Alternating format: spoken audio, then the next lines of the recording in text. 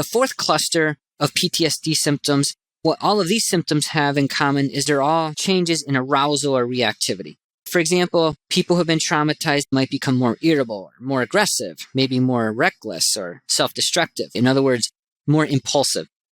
They also might develop what's called hypervigilance. In other words, never letting down your guard, always being super alert to any threat or any danger.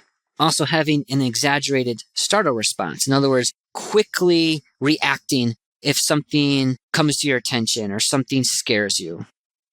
People who have been traumatized also tend to have more difficulty with concentrating and more difficulty sleeping. If you think about it, that makes sense because they're constantly thinking about the trauma, remembering the trauma, so it makes it more difficult to concentrate, which even affects them at night because even when they're trying to sleep, they can't because they're still thinking about the trauma or they have nightmares about the trauma, which speaks to the point I made earlier. And that is PTSD is all about the trauma after the trauma. Once you have enough of these symptoms start to create even more symptoms.